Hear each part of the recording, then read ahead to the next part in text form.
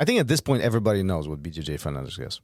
Gary, do you know what BJJ Fanatics is? Yeah, I think if you're involved in this world at all, you know what BJJ Fanatics is. Just checking if you haven't been on the rock. I mean, if it's your second, third time on the mats, you probably don't know. But after that, I'm sure stuff is filtering into you. But listen, so in November, I had privilege to work with those guys. The Gravity is Your Friend is out there available. But recently, I flew back to Boston to shoot two more. So those will be coming out very soon. If you're searching for my name on BJJ Fanatics, there's only one. Then a couple more are coming down the pipe. Keep your ears and eyes open as the things unfold. Yeah, bjjfanatics.com. Check them out. Awesome videos. Hey, I'm wondering, do you have a place where we could go to ask all those questions that always come up in jiu-jitsu? You are lucky. You are very, very lucky. Ask a Black Belt on all podcast platforms, plus our YouTube channel. What I do is essentially I collect questions that you might have and the questions that I've had for all this time being on the mat and record them as a short individual episodes, about 3-4 minutes long, and just put them out there several times a week. So make sure you go, you follow, and tune in. Yeah, absolutely. Check it out. Subscribe, download, all that stuff, and get those answers to the questions you've always wanted to ask.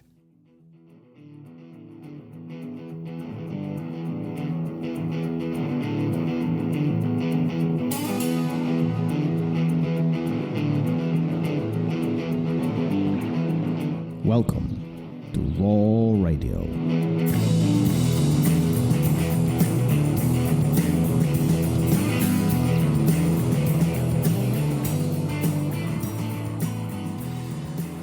And we live. And here we go again. Just so everybody knows, we've been talking for like 40 minutes on now, and Gary didn't record anything. That's a lie. Liar. It was like 4 minutes. Okay, fine. But we're recording now, so pick it up. Let's go. Or we're going to have to start over. Yeah, listen, it's always interesting to connect different people, especially from different countries. Mm-hmm. So conversation with Carlos was... It was pretty engaging and pretty interesting just from a content perspective, right? But one of the things that he kept talking about was waste of time, or how not to waste time, or the fact that we do waste time all the time. What's your take on time management and being purposeful with your training? I'm terrible. When it terrible comes to at jiu-jitsu. it. You terrible at jiu-jitsu, or you that too? They're terrible at time management. Both. Unless I never was very purposeful about it. So unless I am, well, then it's very easy for me to be distracted. It's very easy for me to procrastinate. It's hard for me to talk today. So I do think that, and when I am on top of it, and I do have a structure, and my time is managed well, I'm definitely more productive. I achieve more. I get more done. So I think it's really, really important. And not only, off and on the mats, either way, I think it's super, super important to have that structure. Otherwise, you start slacking. So from your experience, how do you structure your time? I think that it's when I am doing it, which still isn't all the time, I plot it out. I'm getting up at this time by... an hour after I'm awake, I need to be focusing on this, and then I'm going to allow an hour and a half for that. Then it's time to move on to the next thing. And when I do it that way, I seem to accomplish things. When it's like, I've got those 4 things to get done tomorrow, I'll get to it at some point tomorrow. Well, then sometimes that day's gone because life interrupts, and then you didn't get any of it done. And now you've got that plus a whole bunch of other stuff to do the next day, and it just starts compiling. Is this work related? Your boss might be listening to this. It is work related, but at my old job, I used to get told, go home. You got to leave. Come home, or get to jiu-jitsu. And it was like, if I don't stay and get all of this stuff done, it's just going to be waiting for me tomorrow. Right. So I would forego other things. And that wasn't a time management thing. It was just like there was so much to do. But I feel like it's the same even when you have less to do, is if you don't structure and manage properly, things spill over to the next day, the next day, the next day. And then at some point you're far behind on a lot of different things, and stuff gets sacrificed. So bring it back to jiu-jitsu. How should this be managed in your mind to increase productivity? Go in with a plan and a purpose. Yesterday I wanted to start on bottom every round. And I did. I even forced myself at points where, like, if I sweat, I think that's time in it, because you have to dedicate time to a lot of different aspects of jiu-jitsu. Oh, I see what you're saying. So be purposeful with your time. Right. And so you can maximize I accomplished the return. Right. And even though, a lot of times you're not going to see immediate results, but I went in with a purpose. I have clear takeaways from what I did yesterday. Next open mat, maybe I'll go in with the same purpose and see how things are different, and continue doing that until I see the results that I want. Where if I came in and I was like, I'm just going to have a good time and roll with a bunch of people, and, what would I learn? I don't know if I would be in the mindset to take things away from every round like I did yesterday. Good for you. Well, I don't know. We'll see. I took away a sore shoulder and a sore elbow. That I definitely took away. I don't know, how does it work for you? You've got a lot going on. You've got the podcast, the academy, kids. I know. So how do you find the time to do all this? Manage chaos. Yeah. I have to be organized. Otherwise I don't get stuff done. Mm-hmm. So But is it like stuff falls through the cracks, or do you end up not doing anything? You know what I mean? It's like, oh, I wasn't structured, so I missed A, B, and C, or is it I wasn't structured, so I turned on the television? And you know what I mean? You start procrastinating, or you let outside influences come in. I think we all get sidetracked and distracted with life and things, TikToks, Instagrams. I'm going to say, if you save YouTube Vortex today, you owe me $5. I was going to get a bell, but now I think we're going to make it cash. If Unicorns and Rainbows and YouTube Vortex, $5 each.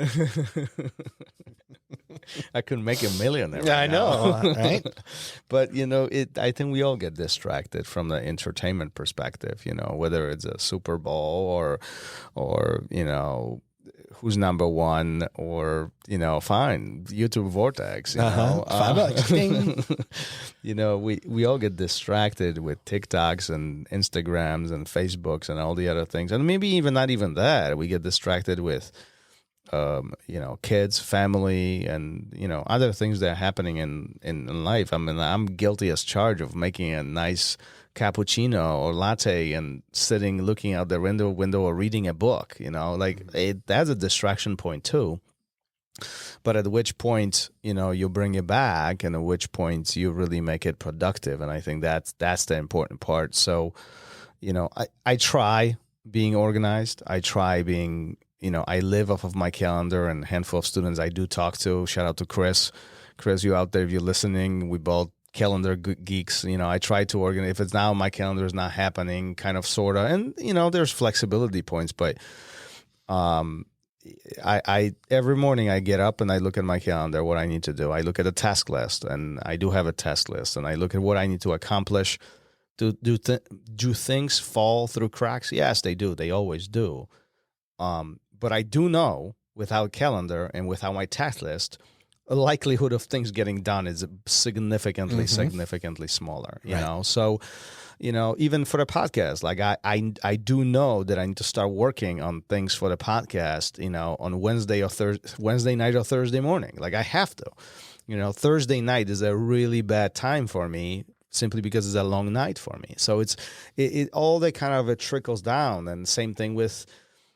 Producing videos or shooting videos or traveling for seminars or teaching classes, and some of these things, in my mind, they have established routine, and that's easier. So like teaching classes, I don't think about it. It's just a block of time that it's on my calendar and it's happening every week or every day, whatever the schedule is. So I don't think about that much from an organizational perspective.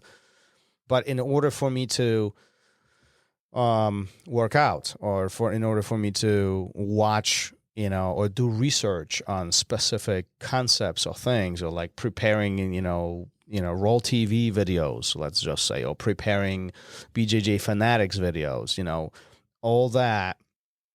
I need to prepare. I need to put some thought into this. So I can't create a list of techniques until I really come up with a topic. So the topic is first, then it's a list of techniques, then is, testing things out here and there, and, then drilling it and really make sense out of it, creating concepts around it, and creating some kind of collaboration point that it can be explained to a student who's watching a video without hands-on ability, like from language to visual and so on. So like it's a good example how much work it can go into this. And I'm probably one of handful who are crazy enough to do all this. I know a lot of instructors will just go and shoot what is on their mind, and that works for them. For me, it doesn't. I have to be prepared. I feel that if I'm not organized, I feel like I'm lost. I feel very chaotic, and I don't like chaotic. I do like those who hang out around me. They know I like everything, planned out and executed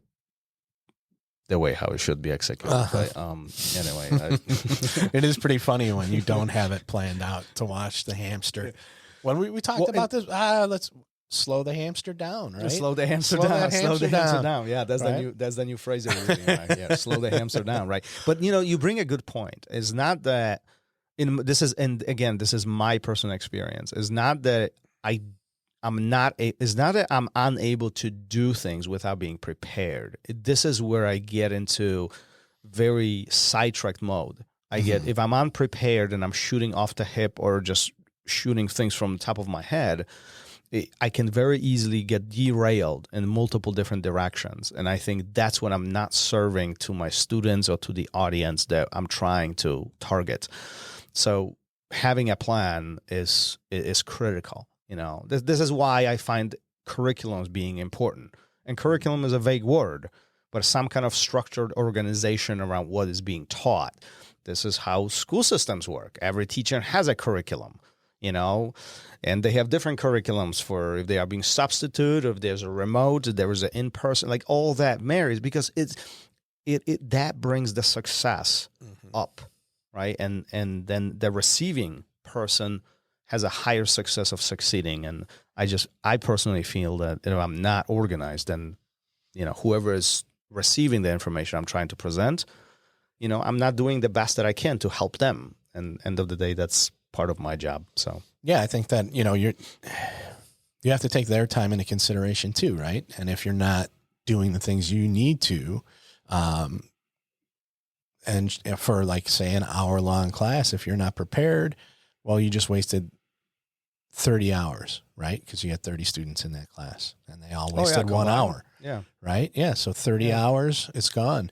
And I think that is really important, that when people walk in and come on the mats, that there's what you're offering, not you particularly, but anyone, what you're offering is respectful of the time that they're spending with you, and then if you're not prepared, where does it go?